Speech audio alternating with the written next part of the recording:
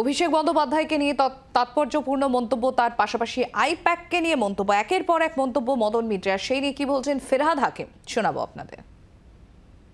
আমাদের দলের ভেতরের কথা বাইরে বলবো না, বাইরে বলাটা উচিত না। যদি আমার কিছু থাকে সেটাকে আমাকে দলের মধ্যেই বলতে হবে। কে বলেছে তার ব্যাপারে কোনো জবাবও দেবো না। বিরোধী দলনেতা শুভেন্দু অধিকারী তিনি কি বলছেন শোনাবো আপনাদের।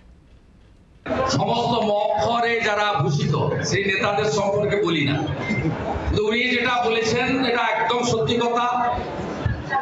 অঞ্চল প্রেসিডেন্ট, অঞ্চল প্রধান, কাউন্সিলর, পৌর প্রধান থেকে উপর পর্যন্ত, উনি তো মন্ত্রীর কথা বলেছেন, ওনাকে নিশ্চয়ই কেউ বলেছে যে 10 কোটি। মমতা ব্যানার্জির প্রশ্রয় হয়েছে, উনি সরাসরি না করলেও কি হবে, তিনি প্রশ্রয় দিয়েছেন। এই জন্য 2020 সালে অবজারভারের পোস্ট তোলানো হয়েছে।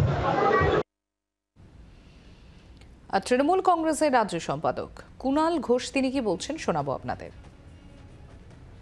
মদন মিত্র বলেছেন যে আইপ্যাকের নাম করে বলেছেন যে হ্যাকপ্যাক ব্যাকপ্যাক বলেছেন, জিতু বলেছে এই এজেন্সি দলে বিভেদ তৈরি করছে, এরাই টাকা নিয়ে পদ বিক্রি করছে। যেমন মদন মিত্র অনেক সিনিয়র নেতা, আর তিনি যেগুলো বলেছেন তা সেগুলি আরও সিনিয়র নেতাদের বিবেচ্য, সেই জন্য আমি এর মধ্যে কোনো মন্তব্য করব না।